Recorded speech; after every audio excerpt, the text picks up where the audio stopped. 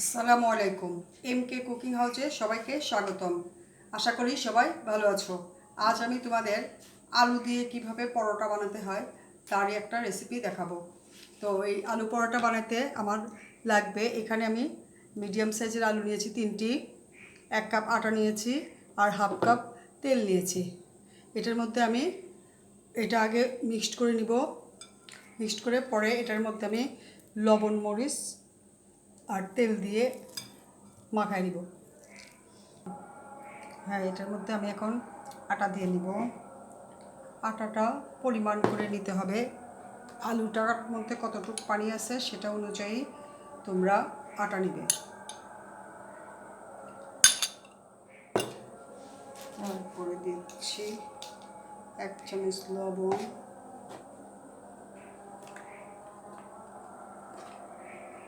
1 চামচ মরিচের গুঁড়ো। লবণ মরিচ তোমাদের স্বাদ মতো নেবে।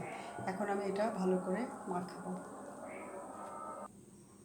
হ্যাঁ বন্ধুরা, এই যে দেখো আমার এই আটা আর আলু লবণ মরিচ তেল দিয়ে মাখানো হয়ে গেছে।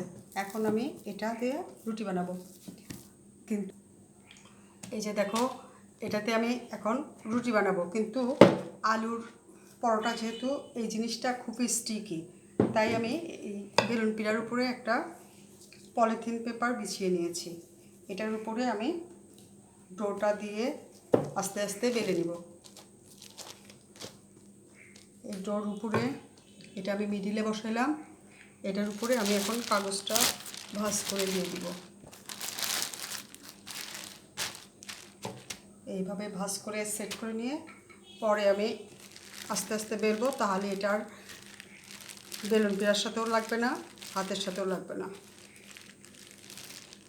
হ্যাঁ বন্ধুরা, এই যে এইভাবে আমি আস্তে আস্তে ডলে নিচ্ছি। রুটিটার পুরুত্ব একটু মোটাই হবে, যেহেতু এটা খুবই স্টিকি, তাই আমি কাগজের উপরে বেললাম। দেখো, এই কাগজের সাথে এখন একটু লাগবে না, এটা আবার উঠানোও যাবে খুব ইজিলি। আর যদি আমি এমনি করতাম তাহলে এটা বেলুন বা পিঠার সাথে লেগে যেত। দেখেছ? তো যদি আরেকটু পাতলা করতে চাও আবার ভাঁজ করে আরেকটু বেলতে পারো।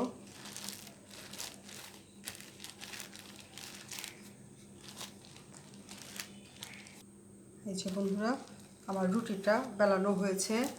এখন আমি এটা কাগজ থেকে উঠিয়ে এটা আমি ভাজবো।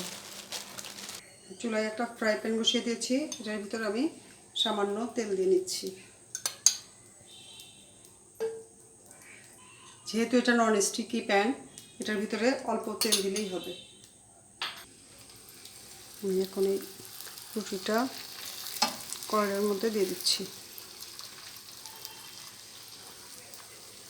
হ্যাঁ বন্ধুরা, এইবার এটা আমি ঘুরিয়ে ঘুরিয়ে এক পিঠ ভেজে নিয়েছি। এখন এটা আমি উল্টে দিব। যে এটা এক পাশে এরকম লালচে লালচে কালার হয়েছে, এখন আমি এটা উল্টিয়ে দিয়েছি। পরের পিসটাও সেমভাবে ভেজে নিব। এই যে বন্ধু, তৈরি হয়ে গেছে আলুর পরোটা। এখন এটা আমি কেটে সার্ভ করব। এই যে বন্ধুরা, তৈরি হয়ে গেল আলু পরোটা। তোমরা অবশ্যই বাসায় ট্রাই করবে এবং খেয়ে দেখবে কেমন লাগে। পরে আমাকে জানাবে, কমেন্ট করবে, লাইক দিবে, শেয়ার করবে এবং সাবস্ক্রাইব করো। সবাই তোমরা ভালো থেকো। Thank you.